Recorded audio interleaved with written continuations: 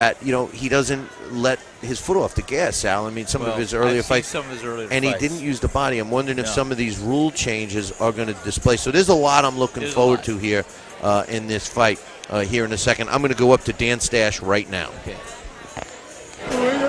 All right, at 152 pounds, introducing to you first. He is unattached, boxing out of the red corner. Put your hands together for Courtney Jackson.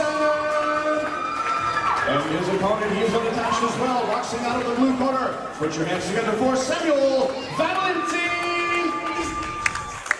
Now, this fight, fellas, is in the 152-pound weight limit. And for these two fighters, they have to fight again tomorrow. Now, Sammy's already fought yesterday. He's going to fight here again tonight. And the winner of this fight fights tomorrow for the opportunity to go to Las Vegas. The first round has begun. Sammy Valentin's in the black trunks, and his opponent, Courtney Jackson, in the red. And he, thankfully, is fighting out of the red corner. Well, I'll tell you, I saw some fights that Sammy Valentin had. Right away, he works the body, which is good. I saw that. I saw it early in 2010. And right now, I can tell you, the ones I saw in 2013, I've been watching this kid.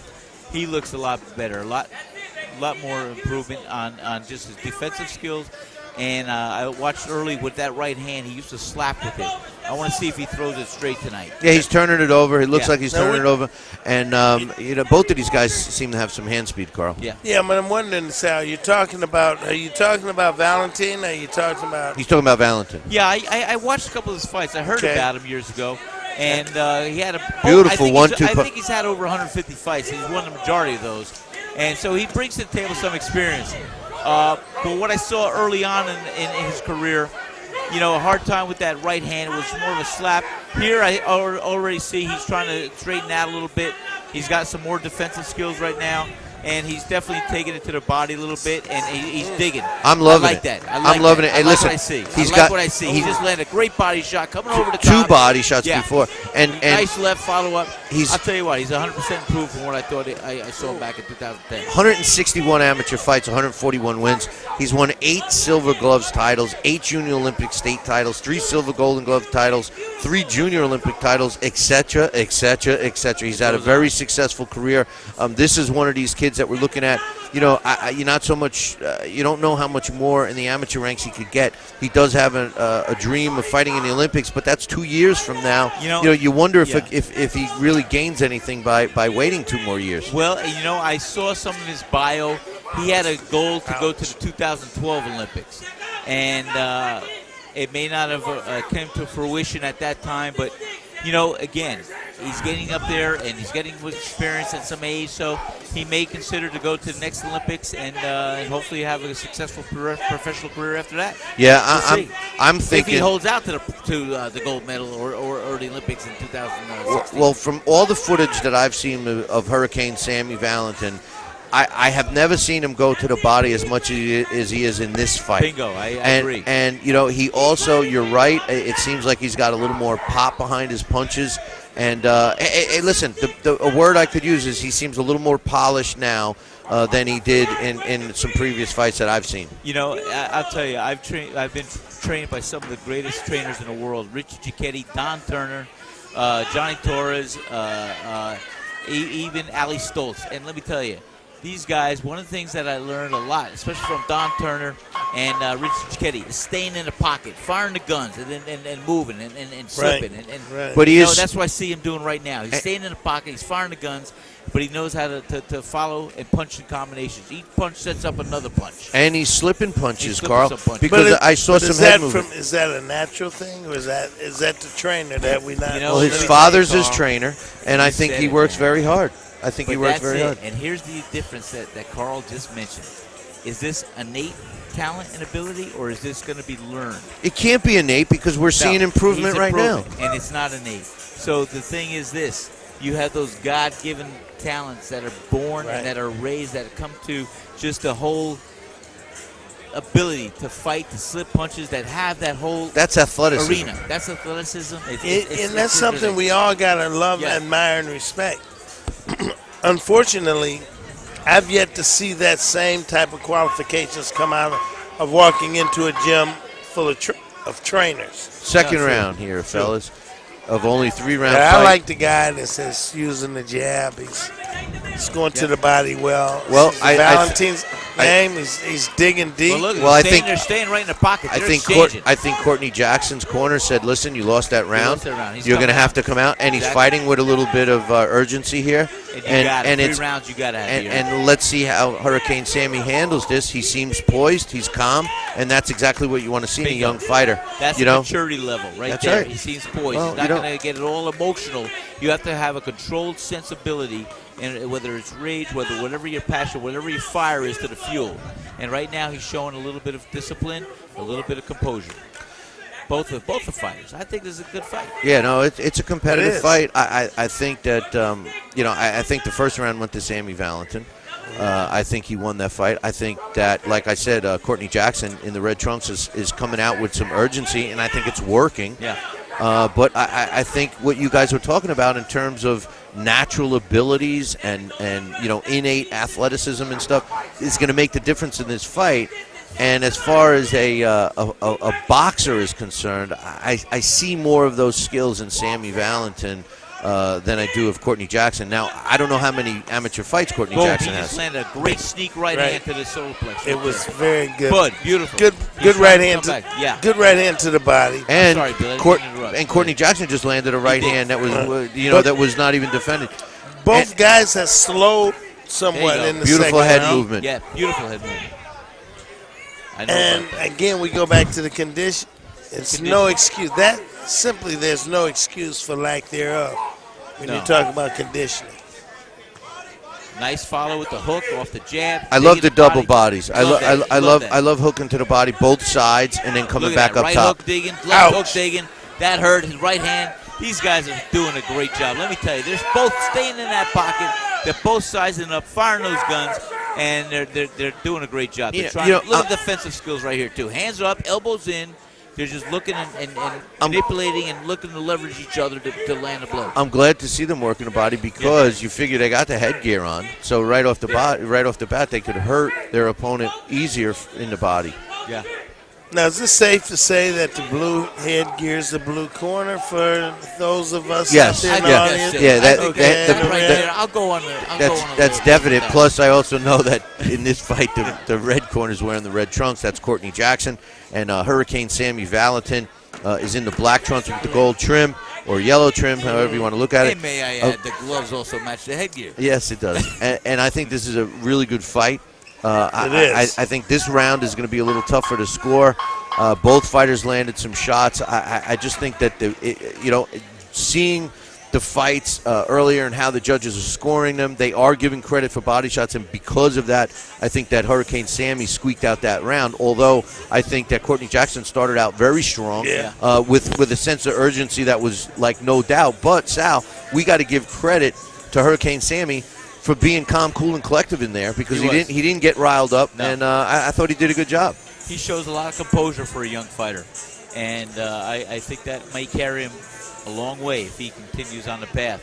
I'll tell you right now. I'll tell you that I think this fight is up for grabs in this third round. There So, you go. so I was you gonna say think that the same last thing. round went to Courtney Jackson? I think that it was with the way the judges are scoring, and with the 5 judges, it's hard to tell what the judges can be recording. So Well- I say in my mind right now, whoever could dominate this round may have the ability, especially because it's not a 10-point must. No, but that might be in the favor of a guy like Sammy Valentin, Yes. who maybe you only give him 10-9 in Yeah. the last round, and maybe the first round.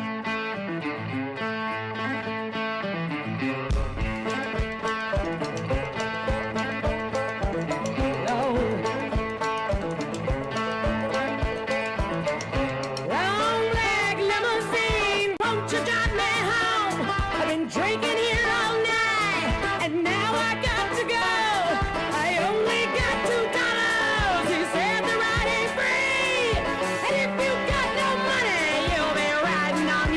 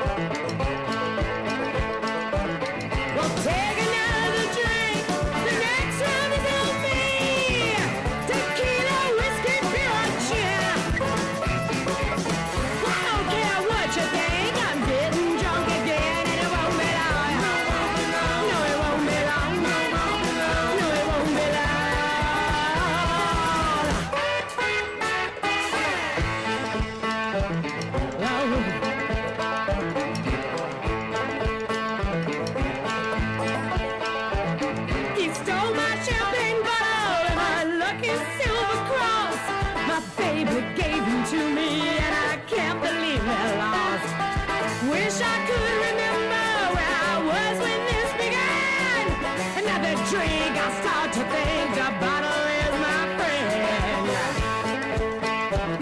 My friend. My friend. Long black limousine, won't you drive me home? I've been drinking all damn day, and now I got to go. Now if you see that limousine driving down the street, take my advice, no, don't think twice, call the state police. Oh.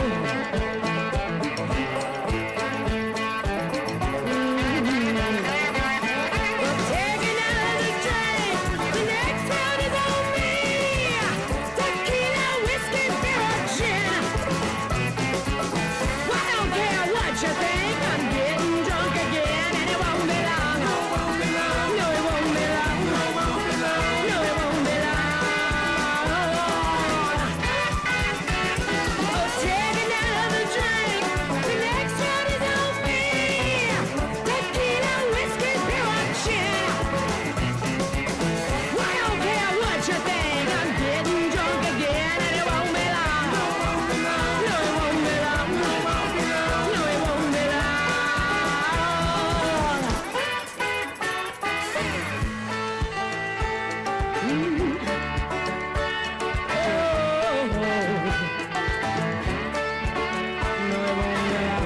won't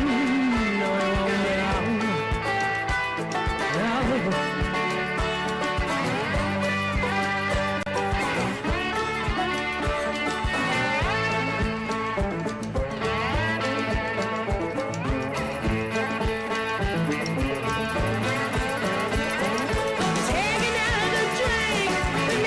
Take another drink, the next round is on me. Tequila, whiskey, beer, or gin. I don't care what you think, I'm getting drunk again, and it won't be long. No, it won't be long. No, it won't be long. No, it won't be long. No, it won't be long. Oh, take another drink, the next round is on me. Tequila, whiskey, beer, or gin. I don't care what you think, I'm getting drunk again, and it won't be long. No, it won't be long. No, it won't be long. No, it won't be long. No, it won't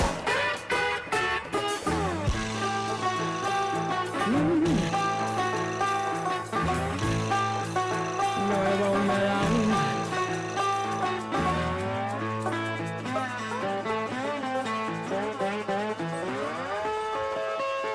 No, it won't be long.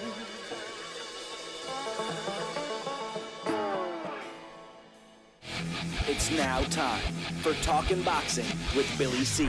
It began as a podcast, went live on the net, and transformed into a full-blown empire across the web, on Fight Now TV, and on radio stations around the world.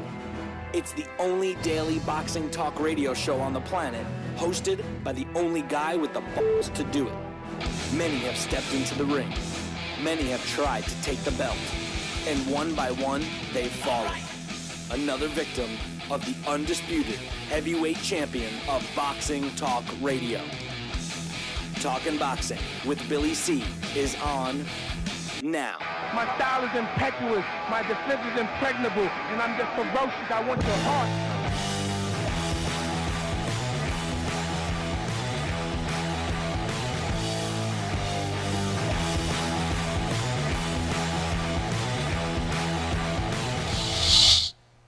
And we're coming to you live from Graziano's Italian Restaurant in Canastota, New York.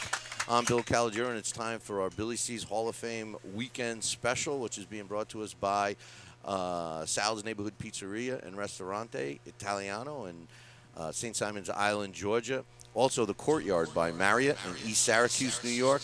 And the Wax Museum with Ronnie Dark's Rock and Roll Show, which you can check out on WVOA Radio, 87.7 FM in the Syracuse area, or worldwide, www.wvoaradio.com. And joining me right now, fresh off his win for the ESPN Boxino tournament, Willie Monroe. Willie, glad you could be here. Tell Thanks us a lot for about having that whole thing. We loved it, that tournament, and you had a pretty rough road to the end. Yeah. It was. I think I was in the toughest bracket, but I mean, I was able to show who Willie Monroe is. So. Well, I tell you, I got to see the first wave in Chicago, Right. And obviously I got to see the finals. And actually, I saw the preliminaries and the finals. I saw all of them for your weight class, and it was cool. I mean, it was something that was done pretty well. Yeah. From a fighter's perspective, and I know I'm what you're training to. We talked about this, but from a fighter's perspective. How was it like when you did the first one and then knew that you had to be ready like in a month, right after? I mean, normally there's more gap in between fights. I mean, that was right down our alley because we live in the gym. So to be able to fight and then go back to the gym and fight and look forward to another fight, that's the type of work we look forward to because we're throwback type fighters, so we like to be busy. So. Well, that was one thing you and I talked about when I asked you about the rounds. You said, this is perfect. The first one being a 6-rounder, Right. That was good. What was the mindset like from a training perspective? Like he says, he's been in the gym. He's been in the gym all year. He's been sparring with Miguel Cotto, Austin Trout, and then this tournament came up. And I'd like to point one thing out. You was one of the ones that said he would beat Kopalenko.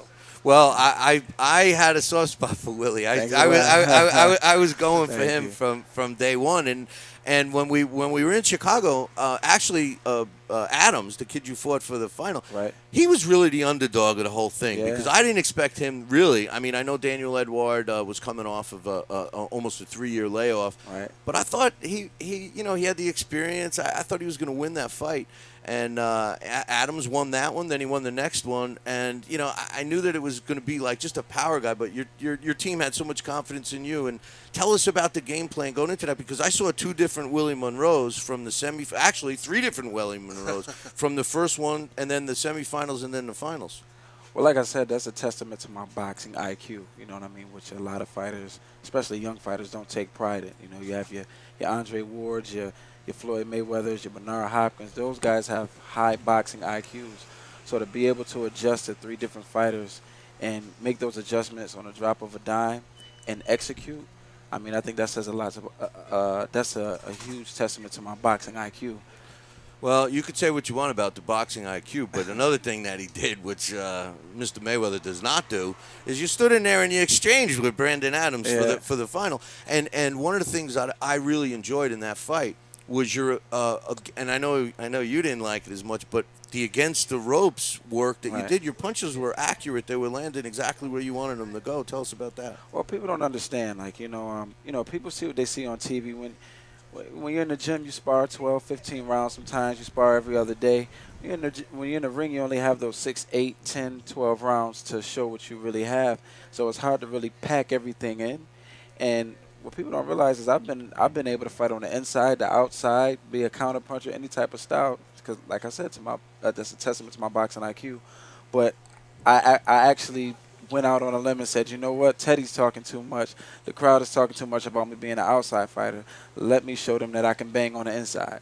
So. Well, your trainer told me that from day one. He said, "This is the fight we like." I asked him every time, what do you think about this opponent? What do you think? The rumor is Willie's going to be fighting outside. He's going to be doing this. And he said, "No, this is exactly what we want." I think he decided during the fight that he was going to bang with him to show people what he could do. Because like Teddy was criticizing him, and I think he did. What I saw is he decided during the fight, much like Ali decided to play the ropes with Foreman during the fight. I thought that's what he did, and it was very effective. Adam would get him with a couple 3, and he'd get him with 6 or 7. It seemed that you had Brandon Adams kind of frustrated because I don't want to say anything negative about him, but he seemed one-dimensional. He was the type of fighter that relied on his punching power, and he was hoping you were going to exchange with him. And in the final, the way that fight unfolded, it seemed like it was perfect to your game plan. You kind of played around with him a little bit, even though you were winning the rounds. See, to me, that was the key. You were fighting a smart fight, but you were winning rounds. It wasn't like you were giving up those rounds. Nah, it was like I said, a lot of these younger fighters, they pay a lot of attention to physical attributes. I mean, boxing is 90% mental. They're in there playing checkers and I'm playing chess. So they'll never be able to win when they're playing checkers against a chess player, you know. Well, and they're not going to win with any game if they're playing games. Yeah, Teddy, game, listen, no disrespect to Teddy Atlas, but Teddy always seems like if you don't agree with him, everybody else is wrong. Right, you know, right. so for what it's worth. But what's next, man? You won this tournament. A lot of people know who Willie Monroe is now. I'm sure the phone is ringing. Do you have anything scheduled? We haven't decided whether we're going to campaign at 54 or 60. I know at 60 I get to eat a few more Little Debbie snacks, you know. But I'll eat a few for you too.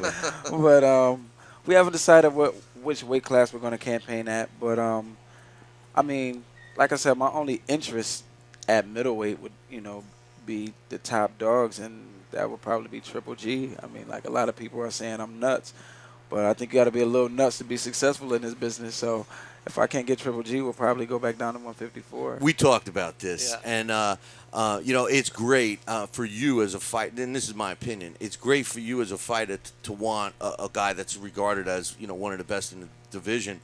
But why rush it? I mean, you're a guy that's got everything in front of you. The doors of opportunity are going to start to open. Why not walk through a few of them and build up value in yourself, and you will end up with that falling in your lap. Don't be wishing for things too soon, because maybe sometimes it doesn't work out. Which I know what he's going to say, but what's from your perspective? What do you think? I think he's got the blueprint to beat him. First of all, right now. Yeah, right now, and I think he'd be a problem for a Triple G with his movement and angles. It's something he hasn't seen before. I mean, they're fighting guys who stand in front of him, which he wouldn't do with Triple G. And one thing you have to realize is I was taught how to box by the old school. Like what I said, my Afro-Cuban heritage, and being an American boxer and being from the old school style of boxing. There's a lot of knowledge that was implemented into my career from when I was 6 years old that a lot of people don't get a chance to grasp that type of knowledge. You feel what I'm saying? So I'm a step or two ahead of the game, so to speak. And like I said, it may sound a little facetious, but like I said, you gotta be a little crazy to make it in this game. And if you go after a few softies, you're gonna get, crap about that. And if you say you want to go after the top dog, you're gonna get crap saying that you're crazy. So, I mean, I'd rather go out saying that I'm crazy. I'm not here to line up a bunch of softies and look good. I'm here to be the best I can be as a fighter. Well, how about a progression to the top guy? That is my progression. Right to the top. Because I'm the top guy. He's looking at I just don't have the accolades added yet, and that's one of the ways to get it. He's looking at certainly the clause for a rematch where he will be making the good money. That's what he's looking at. Look, I'm a humble guy. I don't formally call anyone out, but I would like to fight the best out there, and I'm not calling out any middleweights or junior middleweights. That's just not my style. But I would like to fight some of the best out there, and fights that are going to be exciting. There's so many people that throw names for what they want personally, but at the end of the day, I have to do what I want in my career, because nobody's walking in these 8.5s but me. Well, the bottom line is the business of boxing. Now I'm going to play devil's advocate. I'm Triple G's team. Okay. Who the heck is Willie Monroe? And they said that. We're not going to fight Willie Monroe. So my point is that if you take a couple of steps before Willie, before Triple G, now he knows who Willie Monroe is, and you're building. I know what you're saying. More juicier. It makes and I agree with, and I love the fact that you're adamant about not being labeled a guy that's looking for softies or cupcakes or whatever you want to call them. But you do have to. The Boxino tournament was great. People know who you are now that never heard of Willie Monroe. And I think it's good for you to want that guy, that top dog. But there's a couple of steps in between. Decent fights. That'll make you better too. Yeah. Yeah, like you have to give the people what they want, but at the end of the day, you have to, live your career the way you want to live. A lot of people gave my favorite fighter, Roy Jones, a lot of crap. You know what I mean? But at especially the end of the lately. Day, yeah. Leave my man alone, man. Especially lately. I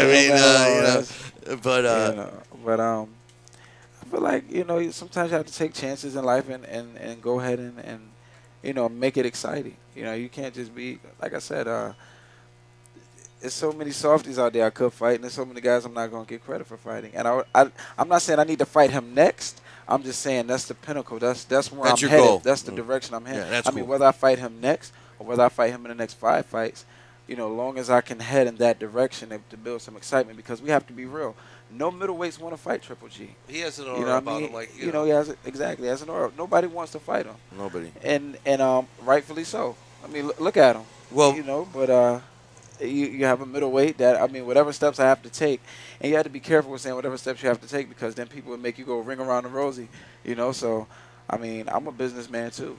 So. Well, I would assume that people, that know of Willie now may not be too anxious to get in the ring with him. Absolutely. Are you seeing any of that? Yeah. Oh yeah. Yeah. No question.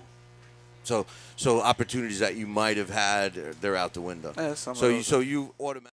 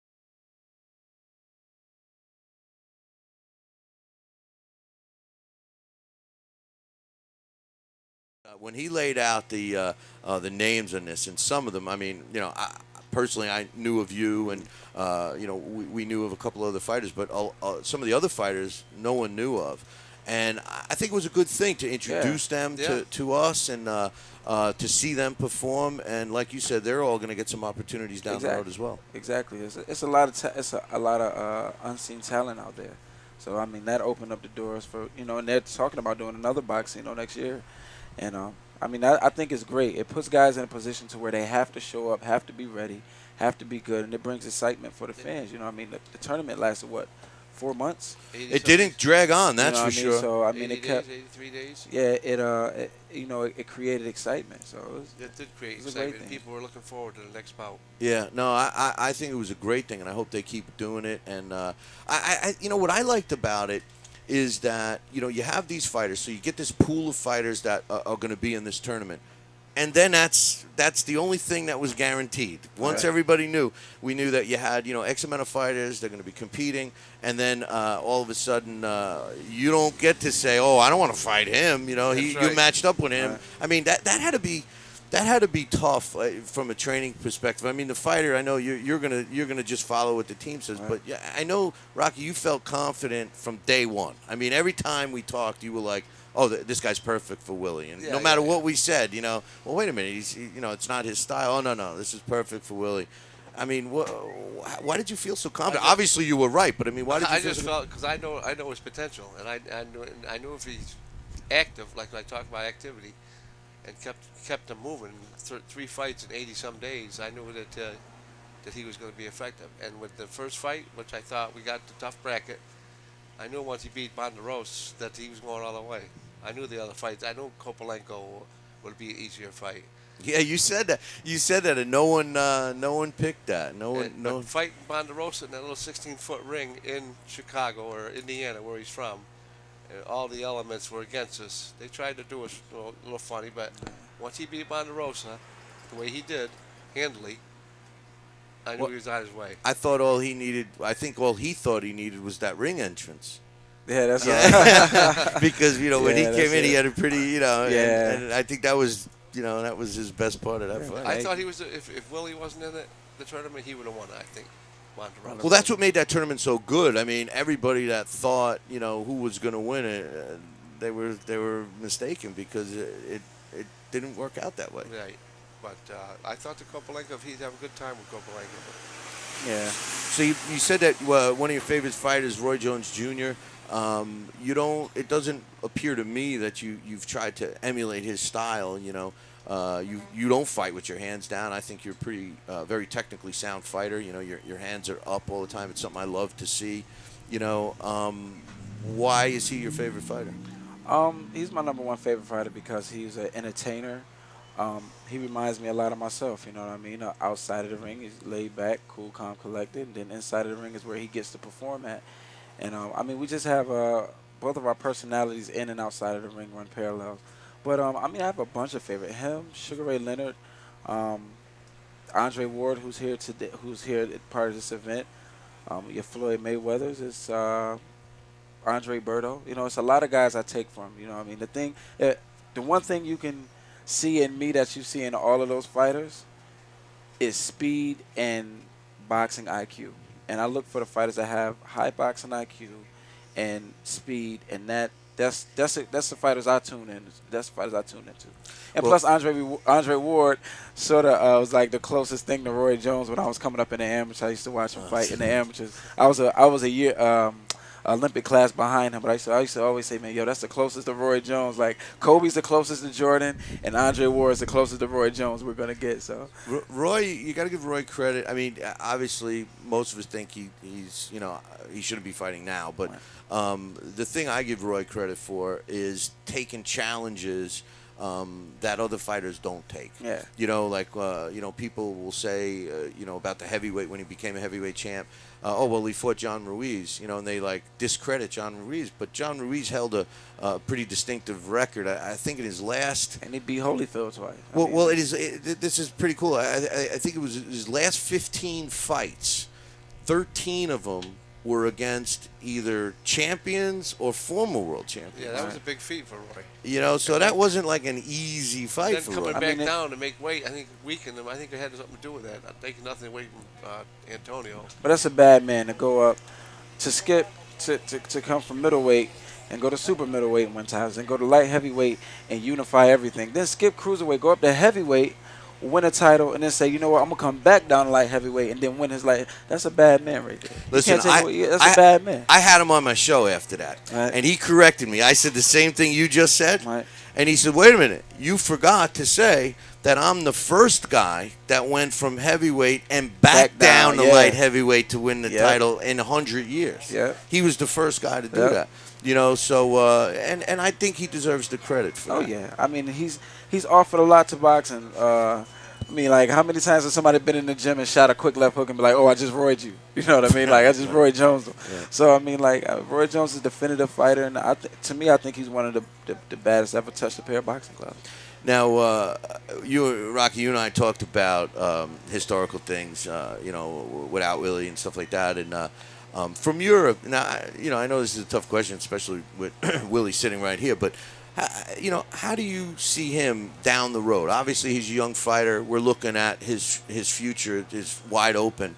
From a historical perspective, do you think that Willie Monroe has a chance to, go on and become one of the all-time great fighters? I'll guarantee it. I'll guarantee it. This is just the tip of the iceberg. So if we put the cone of silence over Willie Monroe, would you still say that? Absolutely. I guarantee it. He's going to win the world championship, and he's going to go down as one of the great ones. Well, that's cool. And you definitely have a good attitude about not wanting to. You see him get better in each fight. He's only going to get better. No, but what I enjoyed out of that tournament was the different Willie Monroe I saw for every fight, and that showed me that you could make adjustments. It also showed me that as a team, the corner made adjustments during the fight. And then as I just found out that you were doing things on your own in the fight, you took on some stuff on your own, fighting off the ropes.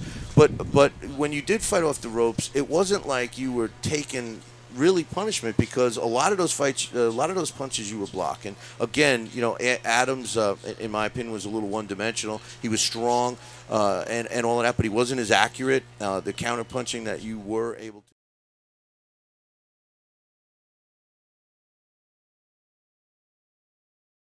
On the broadcast, and I hope they saw that too. Yeah, they saw it, and like I said, that's another testament to my ring IQ.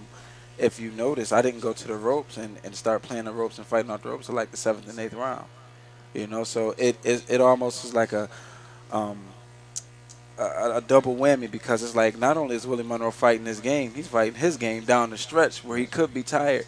But what people don't realize is once I got him down the stretch, he was tired. Yeah, so I don't mind going into your game when you're half the man you was 5 rounds ago. You feel what I'm saying? So that was part of the game plan. But I didn't think he was going to be playing the rope. I thought he'd be moving around in the center ring and taking it. Well, once I found out I could take his best punch, and I found out that he was throwing wider punches and I could see the punches coming, I'm like, if I could see him coming from the outside, I know I could take a half. I know I could get a little closer and see him coming and get off a little easier. So. One thing I noticed, and I don't mean to beat this tournament to death, but one thing I noticed from the very first day in Chicago was that Brandon Adams, and he wasn't even fighting you, he seemed like, and he followed that same attitude all the way up until after the fight, that he was real happy to be there. Right. You portrayed more of a professional attitude, like you knew you belonged there.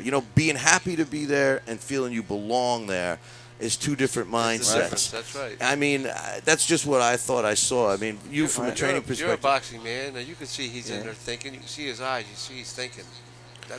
Well, I mean, he just seems so comfortable in the ring. And I'm not saying that your opponents didn't seem comfortable.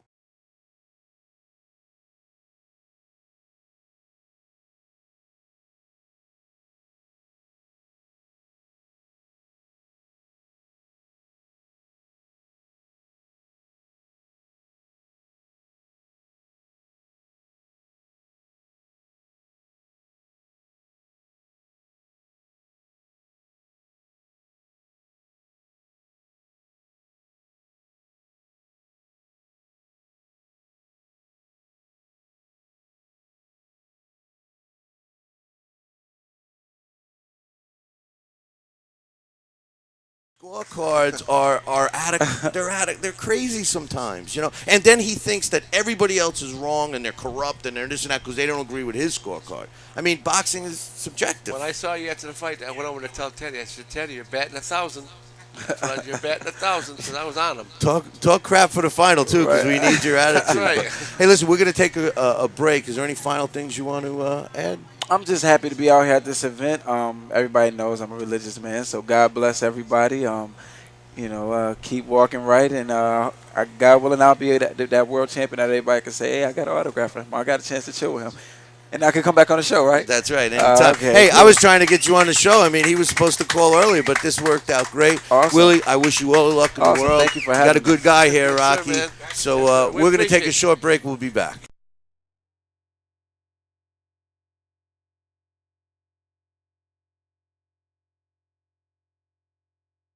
Hey, this is Talking Boxing with Billy C. TV and radio show. Make sure you tune in to Billy C.'s Boxing Hall of Fame weekend special on June 6th and June 7th exclusively on www.ldltv.com. On Friday night, June 6th, we'll be coming at you live from Trapper's Pizza Pub in East Syracuse, where I'll be interviewing some of boxing's biggest names. Then on Saturday, June 7th, starting at around 2 p.m., a marathon for all boxing fans and sports fans in general, you're not going to want to miss this because we'll be broadcasting live from Graziano's world-famous restaurant in Canastota, New York. I'll be joined with Guinness Book of World Record holder Sal Senecola and LDL TV's gorgeous Lori Dawn Langdon as we hang out with all of boxing's biggest superstars and the fans as well. You'll have a chance to come on as well. Hey, man, don't miss this show. Check it out, www.ldltv.com. Billy C's Hall of Fame weekend special exclusively on ldltv.com is being brought to you in part by Sal's Neighborhood Pizzeria, The Courtyard, Syracuse Carrier Circle, and the awesome rock and roll crew from the Wax Museum with Ronnie Dark radio show, which you could check out live Sunday nights at 7 p.m. on FM 87.7. Hey, man, if you love boxing, you're going to love this event. Make sure you're there live or tune in. For all the information, check out www.ldltv.com. Ciao, baby.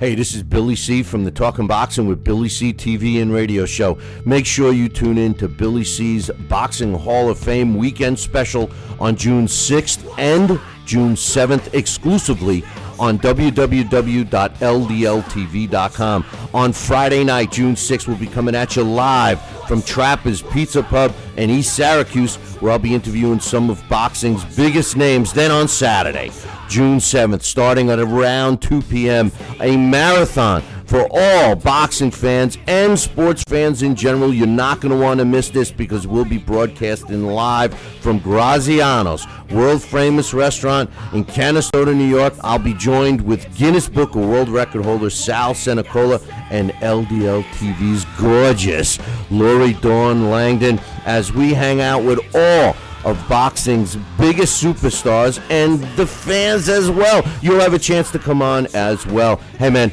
don't miss this show. Check it out, www.ldltv.com. Billy C's Hall of Fame weekend special exclusively on ldltv.com is being brought to you in part by Sal's Neighborhood Pizzeria, The Courtyard, Syracuse Carrier Circle, and the awesome rock and roll crew from the Wax Museum with Ronnie Dark radio show, which you could check out live Sunday nights at 7 p.m. on FM 87.7. Hey, man, if you love boxing, you're going to love this event. Make sure you're there live or tune in. For all the information, check out www.ldltv.com. Ciao, baby.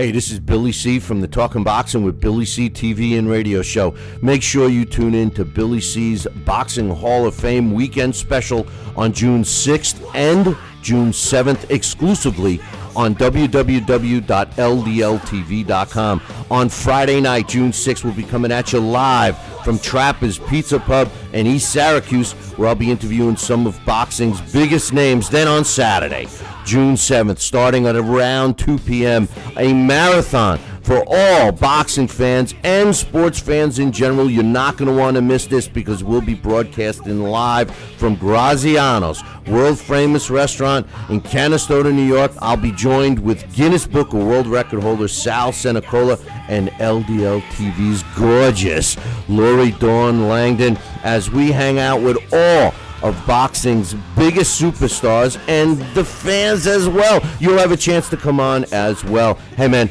don't miss this show. Check it out, www.ldltv.com. Billy C's Hall of Fame weekend special exclusively on ldltv.com is being brought to you in part by Sal's Neighborhood Pizzeria, The Courtyard, Syracuse Carrier Circle, and the awesome rock and roll crew from the Wax Museum with Ronnie Dark radio show, which you could check out live Sunday nights at 7 p.m.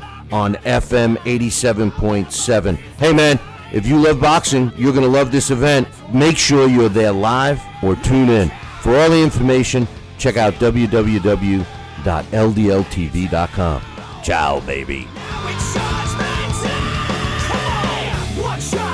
shot, the The time is now. Show me what you got. One shot. And we're back. We're coming to you live from Graziano's restaurant in Canastota, New York, for Billy C's Hall of Fame weekend special. We're going to be broadcasting live right here on LDL TV until the wee hours of the morning, so leave it right here. And speaking of here, joining me right now is the junior middleweight champion from Connecticut, the state of Connecticut, Jimmie Williams. Hey, Jimmy, thanks for stopping by and hanging with us. No problem. Jimmy, you told me a couple of minutes ago that you're going to be fighting in July. Right now, you're undefeated, 6 wins and no losses. You got a draw in there. And you also told me that you're promoted by 50 Cent. Tell us about that. This is the third time fighting for him. It's a card. I'm actually promoted by CDS Boxing up in Rhode Island, but we coming together working with 50. It's a great experience following his rap career, then fighting for him. It feels good. It feels. You know, he's at this point. You know, when he first started, I thought he would be really good for the sport. You know, and it's been kind of slow. You know, he needs some young fighters. Is this something that like maybe you and your promotional team are maybe trying to lean towards working with him on a regular basis? We would love to, but right now we're just gonna keep working. Whoever the opponent depends, we're just gonna keep winning. And then,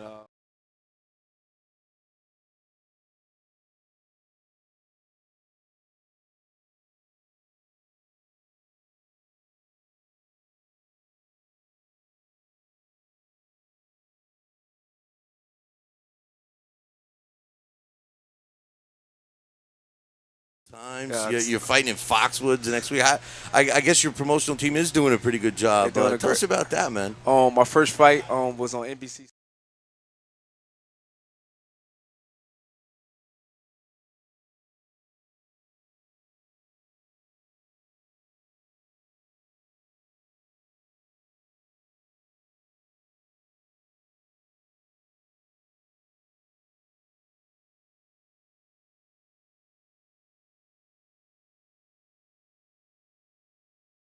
In New Jersey, so I fought a lot of my amateur fights in New Jersey. I'll finish up tough fights. Yeah, tough fights. Went to the Golden Glove twice and lost. Went to the Junior Olympics, lost in the regional finals. I was 25-5. Then I played football. I went to Southern Connecticut State. I was on a scholarship there. I played football, and then I went to Oakland Raiders. Had a trial after I was done at Southern. But then I got back to boxing. I turned pro last year. I fought 6 fights last year. And so far, so good. You know, so you were in boxing first, and then you went to football. Then I went back to boxing. No, that's interesting because usually, you know, it's the other way around. You know, because a lot of young people like to get into. You know, that's our problem with the sport of boxing. The pool of young people getting into it is shrinking, and they're choosing other opportunities, football, baseball, or whatever. Here you did the opposite. One of the things they're always saying, well, you know, when you're training for football, you know, you get muscle memory, and you know, you're not. It's not. That's why they're not as successful as a boxer. You did the reverse. I mean, so it seems to have worked for you, huh? Yeah, very work. What really got me back in the pro game was in 2008, my mother got murdered back in my hometown, New Jersey, and unsolved. And she always told me, like, even when I was younger, I'm going to be a great boxer one day. Never rule it out, even when I played football. And to honor her, I just got back in the ring, and so far, so good.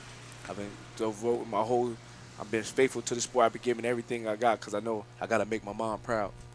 Well, I'll tell you, that's a real strong driving force to get you into that. And that strength that comes from within must be a pretty powerful thing. I mean, it looks like you're off to a great start. Yep, I have great trainers. We work hard. It's nothing that we go in the gym and we not worried about no opponent, nothing. We get a game plan. We just train. We just ready for anybody they put in front of me. I'm ready. I'm just ready.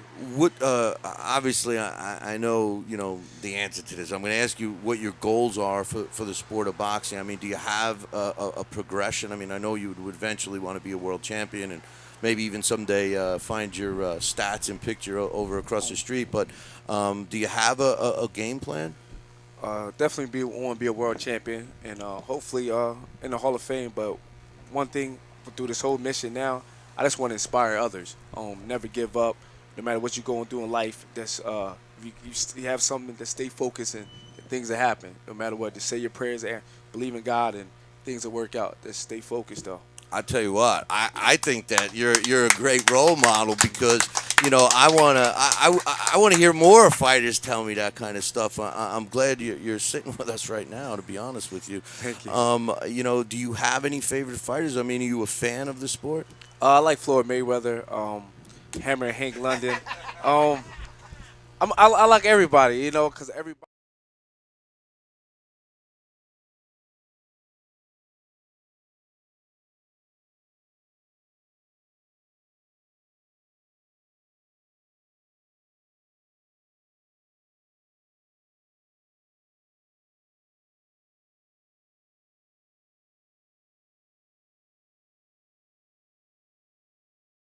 It's not fair, but I don't think the people in the sport mean it the way it sounds. You know what I mean? Right. I mean, I think that everybody respects any fighter that gets in the ring, whether they win or lose. You know, and it's tough. Now, aside from current fighters, do you have any fighters like from the past that you followed or watch or are learning about, or anything from a historical perspective? Muhammad Ali, Sugar Ray Leonard. Muhammad Ali, I know he's the greatest, but what I liked about him is his character.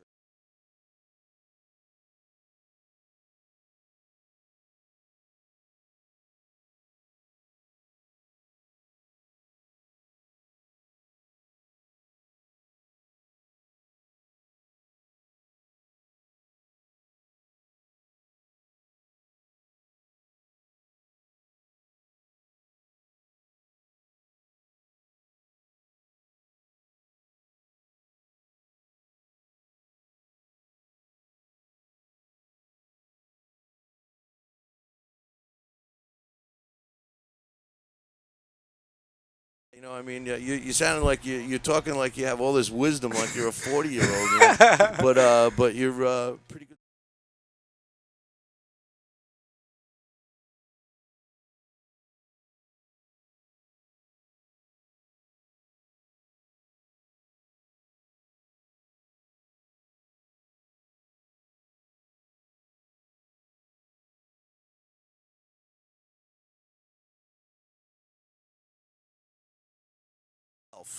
As a fighter.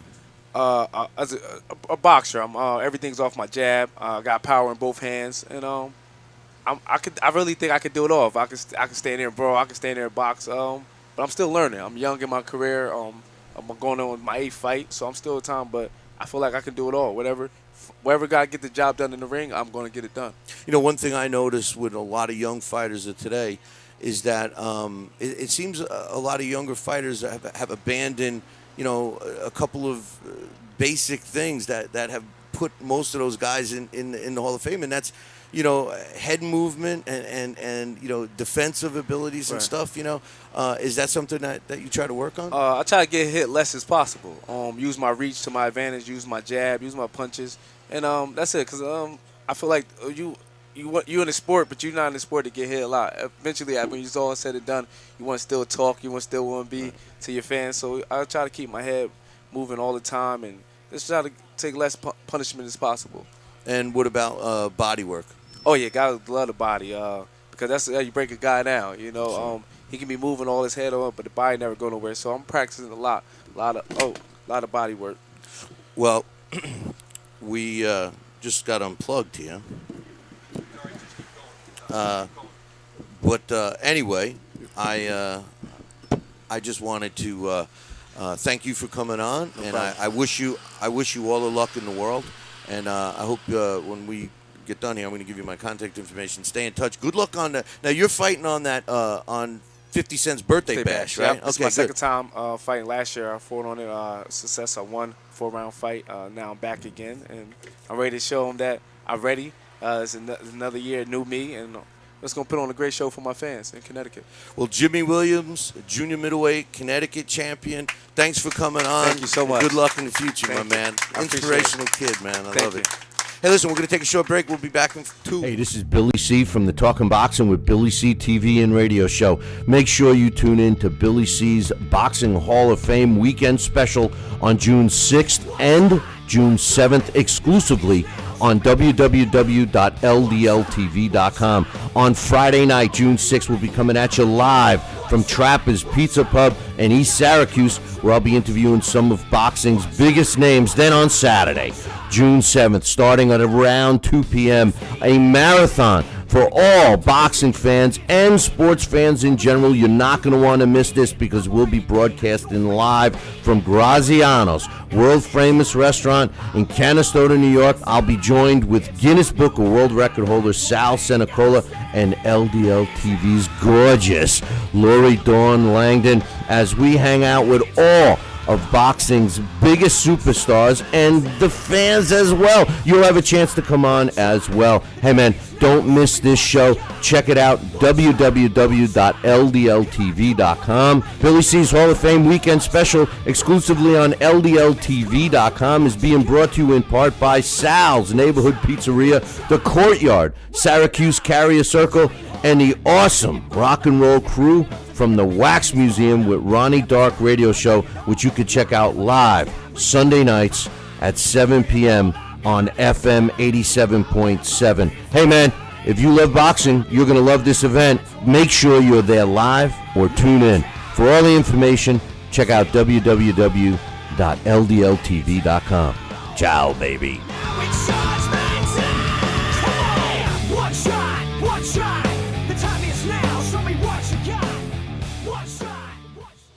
And we're back. We're coming at you live from Graziano's restaurant in Canastota, New York. And joining me right now, man needs no introduction, Hall of Famer, and in my opinion, one of the best boxing commentators out there, Al Bernstein. Al, glad you could join us, my man. Nice. Thank you very much. What's happening? Well, we're having a great weekend. Just had a beautiful lunch here at Graziano's, my second straight beautiful lunch here at Graziano's. Now we're going to visit on the radio, and it's already been a funny weekend, and looking forward to the rest of it. You know, some stuff's been going on in the boxing world. Really? I had no idea. And you're the right guy to ask. This whole movement with Golden Boy Promotions and the departure. I've been getting a lot of mixed, correspondence, reactions, opinions from fans and viewers, listeners, whatever.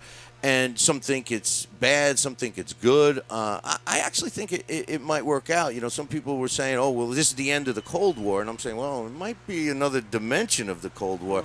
I think it might work out for us, for the boxing people. What's your thoughts on this initially? I think that the problem is that there's no way to know how this is going to shake out. For the uninitiated, Richard Schaefer resigned from Golden Boy and as their CEO, and no one's quite sure what his next move will be or whether he'll be involved in boxing. The presumption is he will, but we don't know what's going to happen.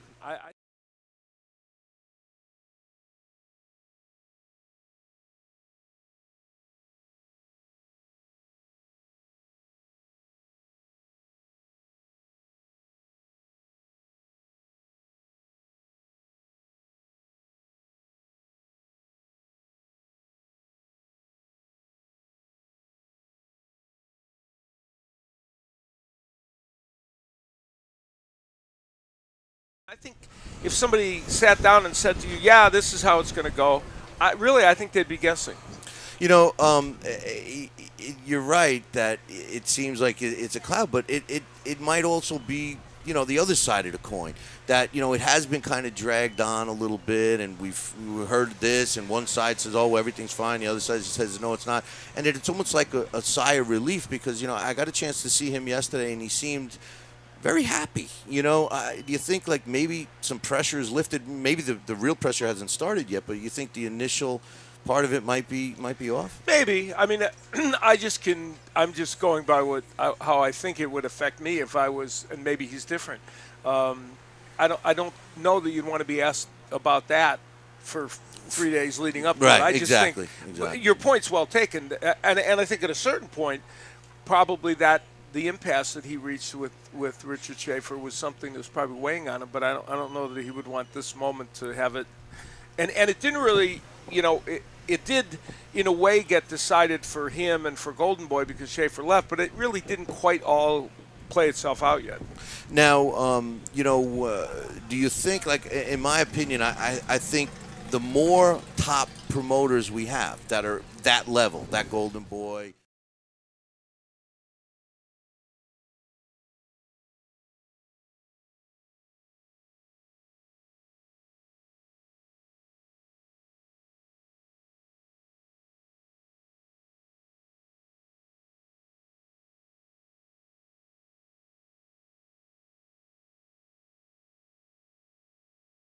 The merry. I think the competition's good. Well, it's good if there are matches to be made together. In other words, and listen, the other thing I find humorous is this canard that somehow in the old days Bob Arum and Don King worked together a lot. They did not. Okay, that's a myth. That's a joke. Occasionally they would do a big fight when they had to. When they had to, when they were forced to. So the problem is boxing is laissez-faire capitalism run amok. You know, it's like it would be because there are no rules. So the problem is you have all these entrepreneurial people making up the rules as they go along. If Major League Baseball or the National Football League, we can all think of about 5 or 6 owners who, if left to their own devices, would be no.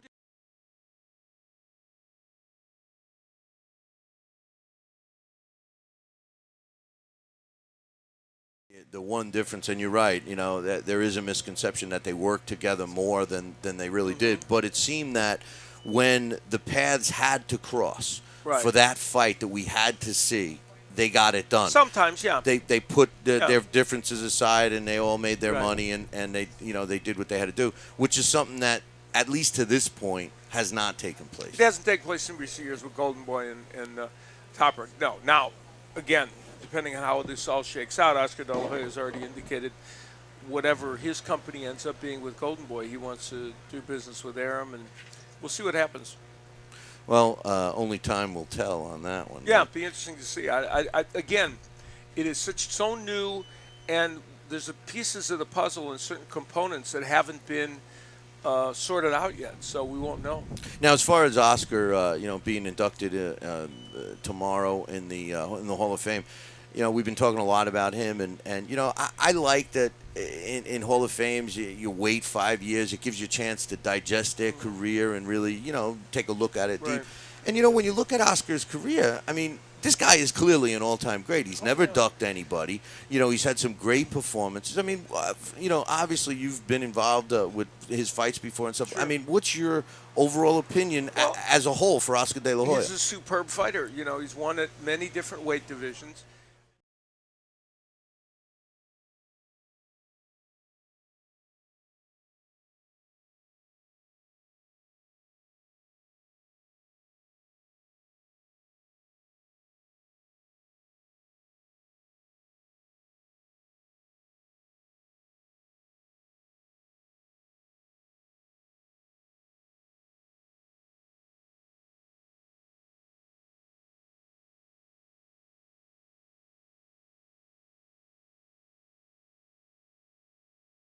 Reach his full potential? Maybe not.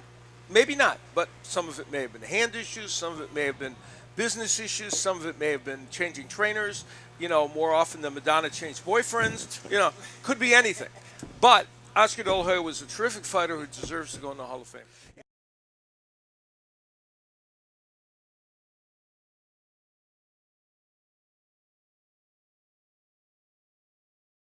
Somebody made a comment to me, and we were talking about, and Obakar's name came up, and somebody said, he's got to win over Yuri Boy Campus. I'm like, wait a minute, that was Yuri Boy Campus a decade ago. Yeah, I mean, that's not the Yuri Boy Campus that's fighting now. No. So he was still a good fighter when De La Hoya fought him. Yeah, he fought everybody. If there was the criticism of De La Hoya, if there was one that was valid for a little while, was early in his career he was fighting a lot of fighters who were coming up in weight, but that was just an aberration. I don't think there's any debate about his level of competition or the challenges he was willing to take on. He took on every challenge. I think if he was physically able, and maybe I'm jumping the gun, but I think he would want to get back in the ring right now, to tell you the truth. Probably. Well, I think, think about, I think for most athletes, and especially true with boxers, you're allowed to fight as long as you can pass the physical. I mean, I always joke about Steve Carlton. he would want to pitch right now in the major leagues if a team would take him. Right. He wanted to pitch till he was 50, right? But no team would take him. But in boxing, if you can pass the physical and you have marketing, name power, you can always fight. But obviously, Oscar's not going to fight now. Let me jump off the Hall of Fame for a second, and with that train of thought, they wouldn't let Sergio Martinez, who's fighting tonight against Miguel Cotto, wear his knee brace. Now, there's a lot of opinions about that, and one of the things I was trying to justify is, do you think, like with the medical situation, and when a fighter gets approved by the doctor, says, hey, he's physically fit, he's not being approved with a knee brace on. Do you think that had anything to do with it? Well, I mean, it's a sheath, and I mean, I don't understand. If you were playing basketball, you could wear a knee brace. If Right. you were playing football, you could wear a knee brace. If you're playing hockey, you could wear a knee brace. I mean, what is it? What I just don't understand what advantage it would give the fighter other than just being a stabilizing force for his knee. I mean, I don't get that, but maybe there's. And previously, you were able to wear. He's been able. Yuri to wear Foreman did. Yeah, Yuri Foreman wore a knee brace. So why is he different than Martinez? That's a mystery to me. Yeah, no, it's crazy. Yeah, I don't really understand that because it's not. I don't see where it's giving him an advantage of any kind. Yeah, my point was that if it's not giving him an advantage, is he physically fit without it? You know what I mean? Well, Because yeah. then the commission's faced with, should we let this guy fight? Well, he's clearly passed the medicals. I mean, if he hasn't passed the medicals, then that they have a bigger problem. Right. So they are presuming he's fit, but I mean, knee brace is not it's not an enhancement of any kind. It's just it's a sheath. It's really isn't even, it's not like he's going to be fighting with a. It's not like he's got blades on it. Right, or it's not an elbow pad that could get in the way or something. Joe Calzaghe, he's going into the Hall of Fame tomorrow. One of my things with Joe Calzaghe is, for 90%, fought across the pond. Right. He fought the big names over here in his last 3 fights, and those were all aging fighters. What's your assessment of Joe Calzaghe? He deserves to be there. Is you? What's the deal? I am an unabashed Joe Calzaghe supporter. Number one, I did some of his fights in England. He was not fighting pushovers. He was fighting.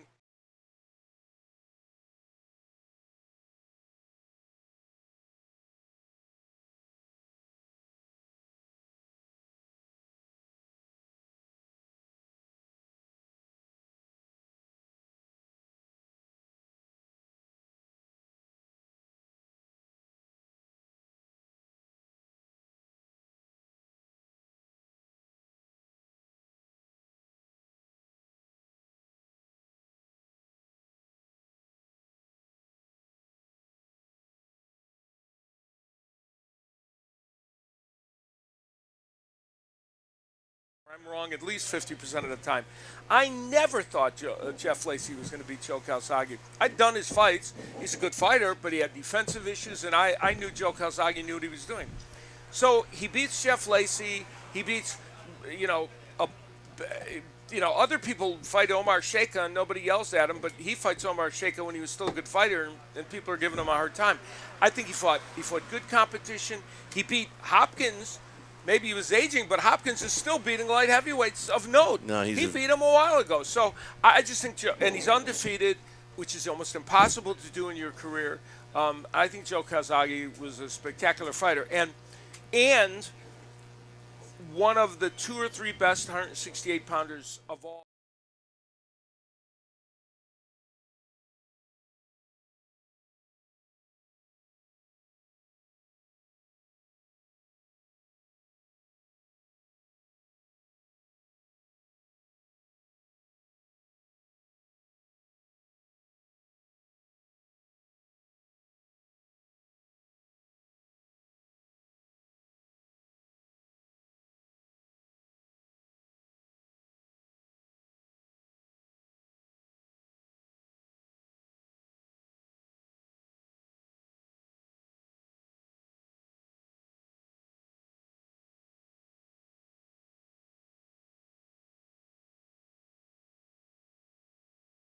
my mind, probably had the best left hook of anyone in boxing. But Tito Trinidad's left hook would be in the top 3 or 4, and he had spectacular left hook.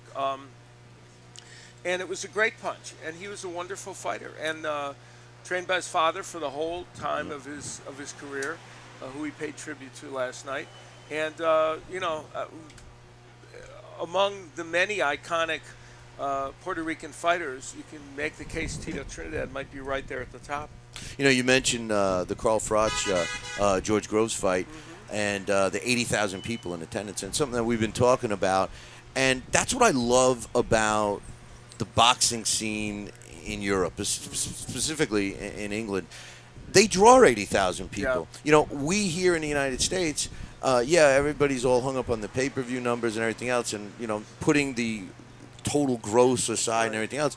We as United States people, we'd rather watch it on pay-per-view at home. It seems like in England, they'll go right there and they'll fill up an 80,000 seats. What's your thoughts on that? Because it's so electric in an arena like that. I do boxing in the UK on Channel 5, which is one of the over-the-air networks there. I do about 8 or 9 fights Sky? a year. Isn't that a Sky channel? No, it's Channel 5. It's a regular over-the-air network, but not a sports channel. And I do about 8 or 9 shows there. So I go there a lot. And there is nothing like boxing in the UK. The fans are so supportive.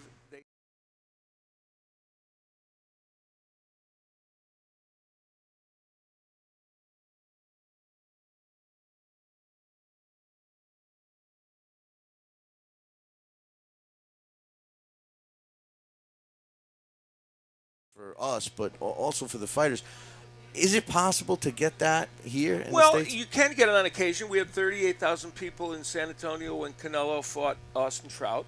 The Garden will be filled for Martinez and Cotto, 20,000 or whatever, and they probably could put more in there. Certain fights, can draw and do draw. It's a question of kind of creating that market. And a lot of people don't go to boxing matches. Sometimes they're overpriced, though lately promoters have been trying to price them reasonably. So that they could fill the arenas. I think a lot of times now a lot of people are not attuned to going to a live boxing match. They either think it's not accessible to them or they're not used to the experience. But it is an exciting time. It's the only sport that is no doubt better live. It's crazy. That and hockey probably. Yeah, a playoff hockey game is always. But now, I gotta rib you a little bit. Your boys beat up my boys 3 in a row here. The Cubbies, man, they beat the Mets. That killed me. I have no explanation for that. I have no explanation. Maybe they're better than the Mets. Well, that would be tragic for the Mets. You're telling me. I have no explanation for the Cubs winning a 3-game series or sweeping a 3-game series against anybody, even a AAA team. I actually have a theory now about the Cubs. So at some point in life, baseball may cease to exist, right? We don't know. I mean, in other words, we've had baseball for, 100 years or whatever? Way more than 100. Well, more than 100, 115, 20 years. Okay, let's say 100 years from now. Let's just say maybe there's no baseball. I actually have a theory that since I've seen several generations of Cubs fans over 100 years, right? I've seen them live and die and go on their way.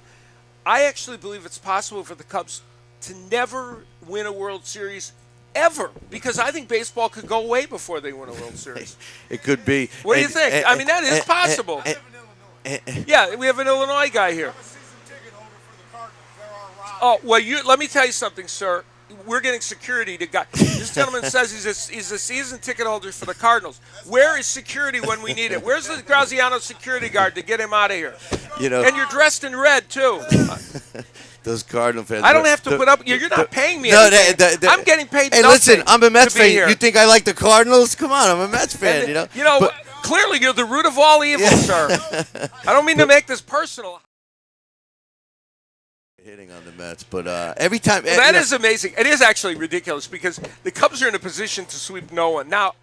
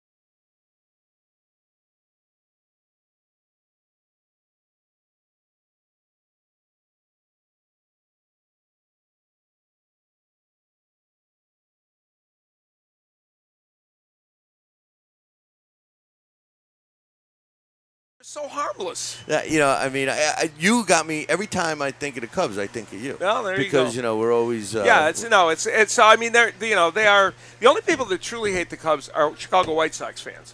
On the south side of Chicago, they despise the Cubs, and I grew up on the south side, and I don't dislike the White Sox or the Cubs, and I grew up on the southwest side, but somehow I became a Cubs fan. I don't know. Somebody from Chicago told me that the reason is they think that the Cubs fans are snooty fans. Yes. What's up with that? Well, here's what it is. Well, in truth, the Cubs have gotten all the most of the attention of the people that matter in the city has gone to the Cubs. And the Sox have always felt like kind of the second poor cousins, and some of that is not paranoia. Some of it's true. So they hold a grudge, and more boxing events took place at the White Sox facilities, true. right? Yeah, there's been boxing at their ballpark, and boxing now, by the way, is having a little bit of a renaissance in Chicago. There's a number of promoters there who have put on fights, and there's really some good fight. We just had a fighter on against Adonis Stevenson, Fanfara, Andrew Fanfara, a Polish fighter who relocated in Chicago, and of course there's a huge Polish community in Chicago, and they've been very supportive of him. He fought Adonis Stevenson and was getting beaten soundly for about 8 rounds, but then there was you could feel it happening. Stevenson. You called it. I did call it. You yeah, did. I did call it. And thank you for pointing that out. You're being nice to a Cub fan. No, that's good. I appreciate facts that. are facts, Al. All right, you're very kind. And Fanfara came back. And here's the other thing. How many times have you seen, because I haven't seen it very often, a fighter get tired like Stevenson did, go down, and come back to win the fight? It was amazing. Almost never. And, right? that whole fight, I'll be honest, I didn't think that fight was going to go 3 rounds. No, it didn't look like it, the way Fanfara was getting beaten up. And I also give Stevenson a lot of credit. A lot of credit. He was gassed after 3.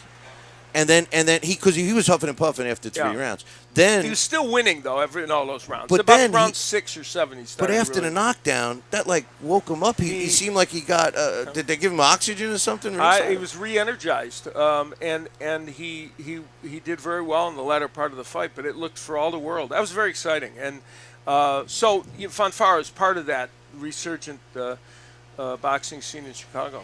Now, do you in that? Let's that fight. We'll move on. But did you think that fight, in your opinion, was more of Stevenson maybe taking Fanfara lightly, or did we underestimate Fanfara? I don't know if Stevenson took him lightly, but I think part of it was Fanfara being a better fighter than people had imagined he was. And I saw video of Fanfara, and I thought he was good. The question is, would he hold up to Stevenson's power? And then when we saw early in the fight Stevenson being so effective, you started to think, well, this isn't going to go well for Fanfara. But Fanfara's a good fighter. He would have beaten most of the light heavyweights in the world on that night, given the way he performed. I don't recall seeing a fighter that was hurt as much as Fanfara seemed to be hurt. Obviously, you was ringside. You saw it better than me, but in the body. When fighters get hurt in the body, they don't come back. And he kept. I mean, even on TV, the guy, you could see the grimace in his face. I mean, tell us about that. This fight broke all the rules because that was number one. He hurt badly to the body. You usually don't recover. A guy getting tired like Stevenson did late in the fight and goes down, they almost never come back. There were a lot of different things that happened in this fight that were very unconventional. Al, I know you're real busy, and I appreciate you coming by. One last question. Is there any fight, aside from the obvious Pacquiao-Mayweather, is there any other fight that you really would like to see that's possible to make? I know that there's been some rumor about Stevenson and Kovalev, and there's been some problems with making that one happen. So, that one looks less possible now because of Stevenson coming over to Showtime. That would have been a fight that I think a lot of fans would have liked to have seen. I think there's a bunch of them in the lower weight classes, and now we don't know what's possible because if in fact Golden Boy and Top Rank, whoever is left with Golden Boy, if they do business with Top Rank, already they're talking about a fight like Garcia against Pacquiao or Al.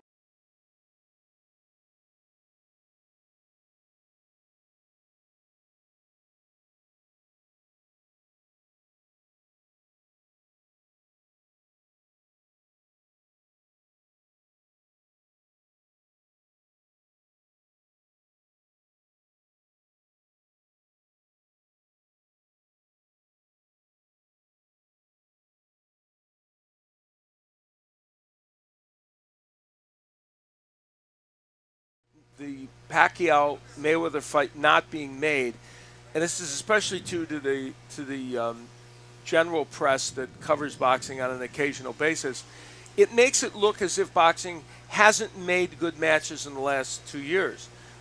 And boxing has made good matches. The last year was the best year boxing had in 25 years. You're right. By far. You're right. And this year's pretty good. It'll get better as the year goes on. But because the Pacquiao-Mayweather fight wasn't made, there's the impression that a bunch of good matches didn't get made. Now, there are fights that, like I just mentioned one, that didn't seem possible. So there were matches that weren't possible, but we had so many good matches intramurally that we didn't care. You know, it's almost like I say this all the time. Sometimes promoters don't promote, and what I mean by that is there's a lot of, and you just said it. There's so many talented fighters out there right now, and unfortunately, the fans don't know who they are because they're not being promoted. Well, that's not the promoter's fault. I'm going to tell you the fault that is. That is I'm going to sound like a Republican candidate for higher office now. They need one. Yeah, well, it's not going to be me, I guarantee it. It's the media's fault. It is the media's fault. I mean this. They're not supposed to promote the fighters? No, they're supposed to talk about them objectively when there's a fight. They report on them. They're not supposed to promote them. They're supposed to report on them. And the media, of course, a radio show like yours is going to talk about them. Of course, it's going to be talked about on the internet. But mainstream press, I'm not saying they should give it more coverage than it's worth. I'm just saying they should cover it. If 1 million people watch on HBO or Showtime, and 18,000 people go to an arena, and message boards all around the world are lit up about a fight, you mean to tell me you can't get 20 seconds on SportsCenter? You mean to tell me Fox Regionals can't put it on? You mean to tell me that a newspaper in Philadelphia can't write 5 paragraphs on it? You mean to tell me the USA Today can't put 7 paragraphs when they've put 8 paragraphs on a NASCAR race, 7 paragraphs on a women's golf tournament, and I have nothing against that. I'm for that. But you mean to tell me they can't cover it proportionately? They've made a conscious decision not to cover it. No, you're. I'm right, and by the way, I'm announcing my. Thank you very much. No, I'm announcing my candidacy for some mythical office in another 3 weeks. You're 100% right, and the people that I'm outraged. The people that are here and at this type of event, the diehard boxing fan, they know all the fighters. Right. The other people don't. Exactly. Okay. So the water cooler discussion when we're talking about the Mets and Cubs on Monday at the water cooler. It's because they don't know who. Look, if you don't cover it, then nobody's. If a tree falls in a forest and nobody's there, we don't know the tree fell. Did you see the commercial? It does make a sound. Oh, does it? I didn't know that. I it had says, no "Somebody idea. help me here. Somebody help me." That would be the build it and they will come category. Yeah, no, I'm very vehement about this. I referenced hockey. It's exactly what the media has done to hockey. I'm not a hockey fan. I'm a casual hockey fan. But being objective, it's exactly what the media did to hockey. They relegated it to now. Hockey made some bad decisions. They went on a network that has fewer, people watching, et cetera, et cetera. But the media makes certain decisions about what's supposed to be.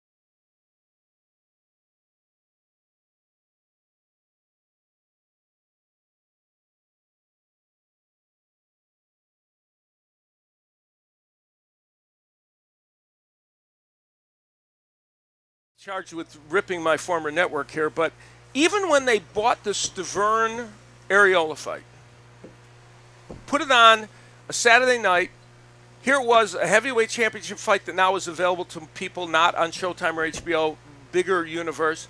We've all seen what ESPN's capable of in terms of cross-promotion and marketing. They wrote the book on it. I was there for 24 years.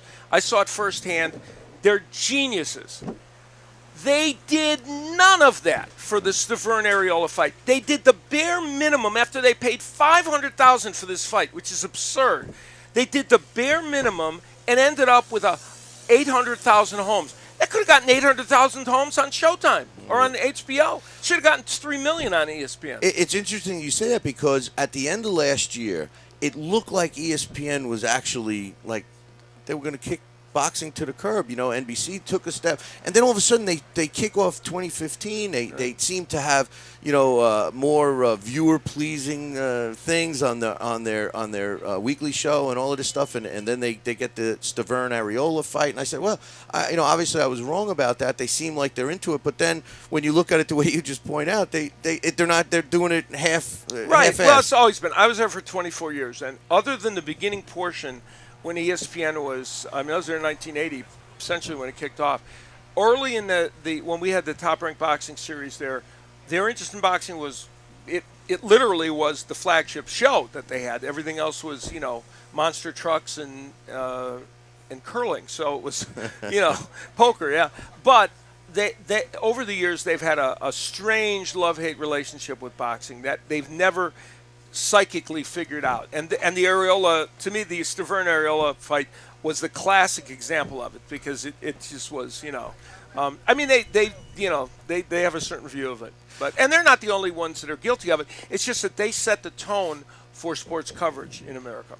Do you think that people always say boxing, it's on the verge of being outlawed and everything? They've been saying this for 100 years. It's not going anywhere. And I actually think athlete-wise, we got some really good fighters out there. It's not often I quote Larry Merchant, but I will quote him here.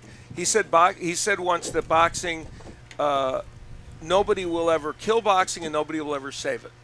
And I thought that was a very, very profound statement. It won't be killed and it won't be saved. It'll always be somewhere in the continuum in the middle. But it's always going to be there. We hit on, we're here. Can you imagine, I wrote this in my book, can you imagine the psyche or can you imagine Puerto Rico and Mexico, where boxing is a part of the national psyche, not having boxing? Can you imagine the UK never having boxing?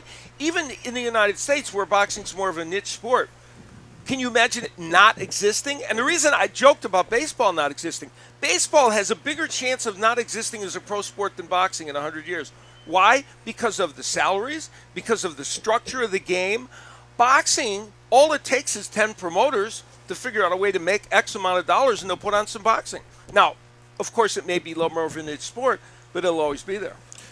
One last question. Yes. I know I said this. You said that 10 minutes ago. I said it 10 questions. I already missed the dinner tonight because of this radio. Who's your favorite fighter of all time?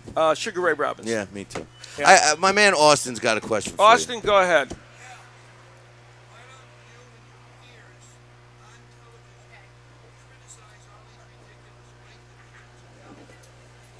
Okay, the question. Because they give him a paycheck. The question was, why don't you and your other colleagues on TV criticize all the weight divisions? Well, I have criticized it. I don't. The forum where I'm on the fight. There's a reason why I don't do it on the fights. I have a different function on the fights. In other words, this forum is a forum where you can talk about things like that because it's a long-flowing forum. I have a different responsibility. I'm there to cover boxing matches so that I don't take the focus away from that match or whatever. I think that I've said this many years, that's one of the biggest problems boxing has. Well, every fight, all these fighters are in the ring with these ridiculous belts.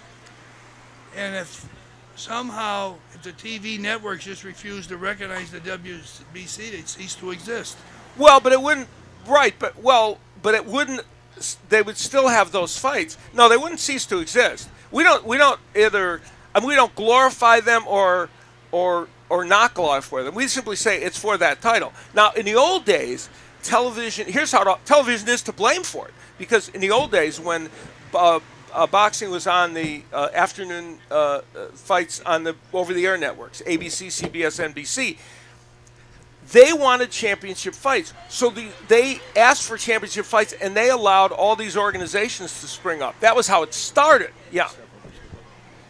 Well, if you go back to the 50s, people would watch the television fight, see the number 10 contender fight. I understand. Yeah, that's the way it should be. I agree. But it's not going to go there again because 4 organizations got their foothold in, and whether we recognize them or don't recognize them, they're going to get sanction fees. But here's the thing: boxing has trended away from that, really, if you think about it, because because it's more the matchup. And even the over-the-air, the cable networks like Showtime and HBO have vetoed matches. For instance, you'll notice you're not seeing like you used to a famous fighter fight a number one contender who isn't worthy. That doesn't happen that often anymore. And the reason it doesn't happen is because, you may have to fight that contender to keep your WBA or WBC or WBO or IBF title, but the executives at Showtime or HBO aren't willing to pay you the kind of money it takes to put it on those networks. So you're seeing less of that now. Well, you had the fighter from Canada a couple of weeks ago. Thierry Jean? It was months ago. Stevens, is that his name? I don't even know these guys' names. Oh, Donna Stevenson, yeah. And he should be fighting that Russian. Well, but wait. Well, there's a reason for that. That's part of the TV wars.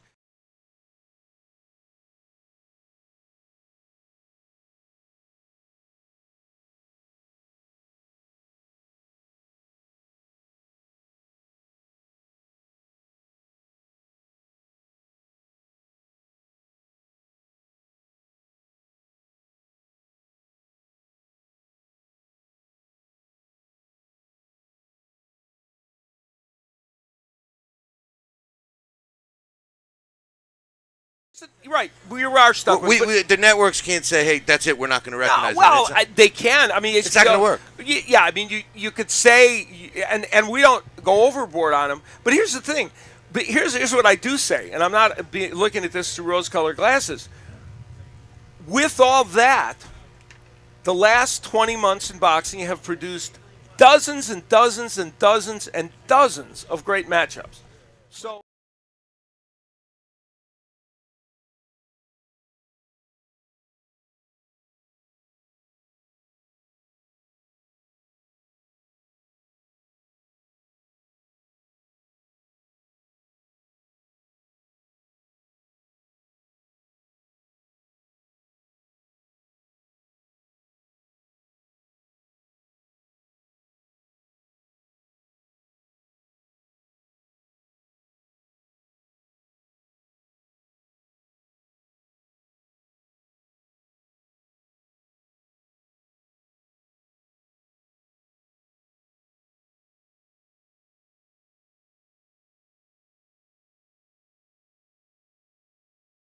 Yeah, you know. Al, listen, man, I appreciate you coming by. I know this guy can aggravate the hell out of us. No, I mean, thank you very much. No, you're not. We're not aggravated. The Cardinal fan has me aggravated. Well, I don't know that why. I don't like. I don't know why. I don't know why he's still at it. And I refer to you simply as the Cardinal fan. That is your. No, it's we got one. See, some people are going to think I'm serious about that. I'm buying him a drink when we're done. Do you have one more time for another question? All right, go ahead. One more question. John, you want to give? He's got a question. You want to give him the mic? Okay. All right, it's okay. All right, one more question. Al didn't know what he got into. Yeah, I know. I had to come out here.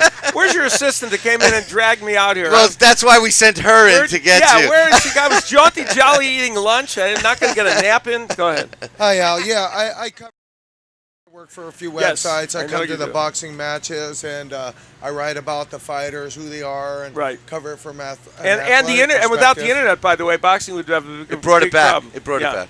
So I guess what my question is can you put your finger more on what it's going to take to getting things out to where is it the sanctioning organizations, all these things that the TV networks don't want to deal with? Because I'm looking at the UFC, and kids are watching this. It's out there for the youngsters. They're buying into that. And I'll go to an Andre Ward fight, and there's hardly anybody there. Well, and I'd like to see 80,000 people watch a Ward fight. Right. Well, can you put your finger on more? I know you're saying that, you got the networks and all this. What is this going to take? Because I know boxing's tried to get on NBC.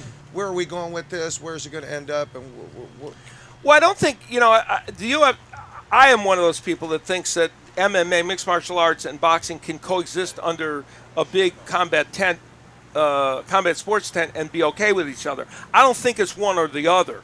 And I've done some MMA matches, play-by-play on them, and I respect the nuances of that sport, and it's a very difficult sport to be good at. But part of the reason why they've gained a certain amount of attention, and by the way, now MMA has the same issues that boxing's facing. They're maxing out in terms of their audience because it's such an edgy sport. And They're having trouble building stars. So they're having the same growing pains that any other sport would have. But again, they became the treat of the month. And what happened is, for instance, I'll get back on the USA Today. They own a MMA radio network.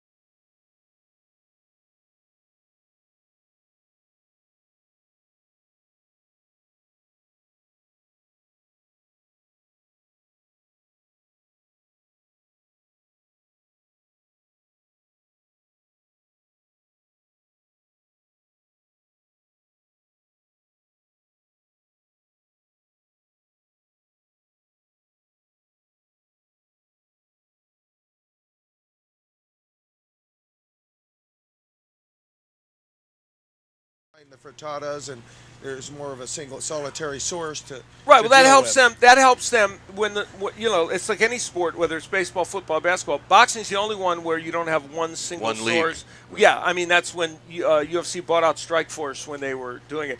The problem isn't getting boxing on TV. There's plenty of places to see boxing, although clearly we'd love it on the terrestrial networks, which it hasn't been on. The problem is getting the fights covered.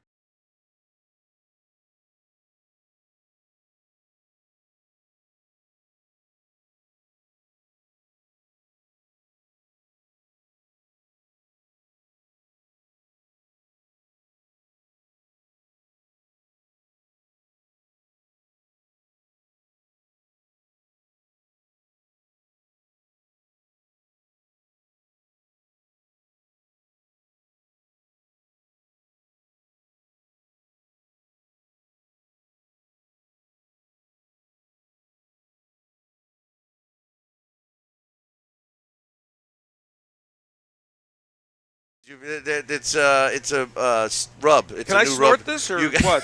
If No? it'll make your hair grow, but take a couple of them.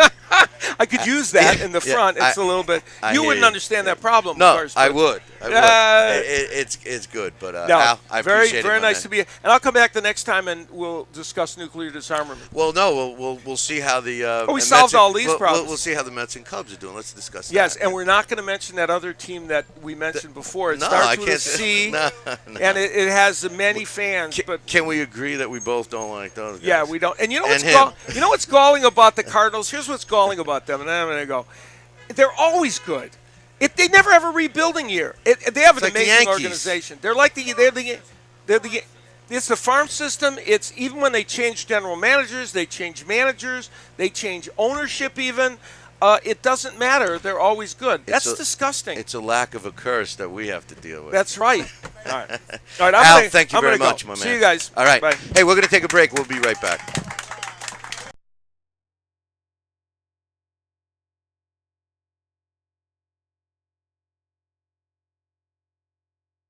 Hey, this is the Talking Boxing with Billy C TV and radio show. Make sure you tune in to Billy C's Boxing Hall of Fame weekend special on June 6th and June 7th exclusively on www.ldltv.com. On Friday night, June 6th, we'll be coming at you live from Trapper's Pizza Pub in East Syracuse, where I'll be interviewing some of boxing's biggest names. Then on Saturday, June 7th, starting at around 2 p.m., a marathon for all boxing fans and sports fans in general. You're not going to want to miss this because we'll be broadcasting live from Graziano's world-famous restaurant in Canastota, New York. I'll be joined with Guinness Book of World Record holder Sal Senecola and LDL TV's gorgeous Lori Dawn Langdon as we hang out with all of boxing's biggest superstars and the fans as well. You'll have a chance to come on as well. Hey, man, don't miss this show. Check it out, www.ldltv.com. Billy C's Hall of Fame Weekend Special exclusively on ldltv.com is being brought to you in part by Sal's Neighborhood Pizzeria, The Courtyard, Syracuse Carrier Circle, and the awesome rock and roll crew from the Wax Museum with Ronnie Dark Radio Show, which you can check out live Sunday nights at 7 p.m. on FM 87.7. Hey, man, if you love boxing, you're going to love this event. Make sure you're there live or tune in. For all the information, check out www.ldltv.com. Ciao, baby.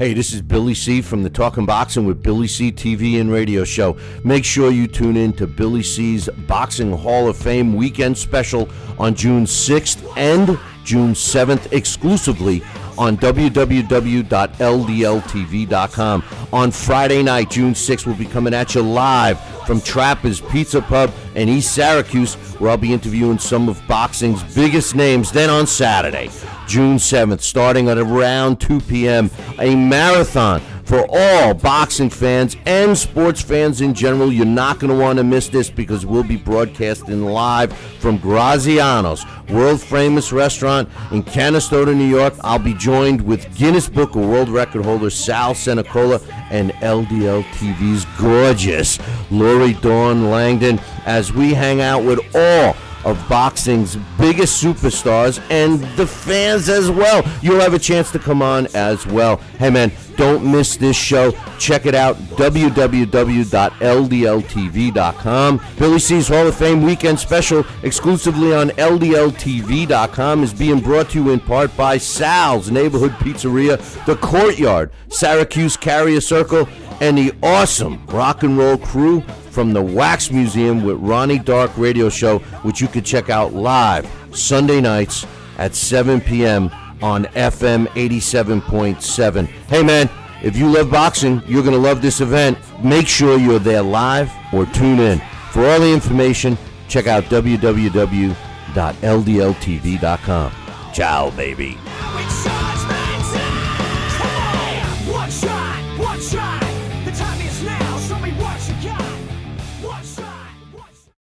Hey, this is Billy C. from the Talking Boxing with Billy C. TV and radio show. Make sure you tune in to Billy C.'s Boxing Hall of Fame Weekend Special on June 6th and June 7th exclusively on www.ldltv.com. On Friday night, June 6th, we'll be coming at you live from Trapper's Pizza Pub in East Syracuse, where I'll be interviewing some of boxing's biggest names. Then on Saturday, June 7th, starting at around 2 p.m., a marathon for all boxing fans and sports fans in general. You're not going to want to miss this because we'll be broadcasting live from Graziano's world-famous restaurant in Canastota, New York. I'll be joined with Guinness Book of World Record holder Sal Senecola and LDL TV's gorgeous Lori Dawn Langdon as we hang out with all of boxing's biggest superstars and the fans as well. You'll have a chance to come on as well. Hey, man, don't miss this show. Check it out, www.ldltv.com.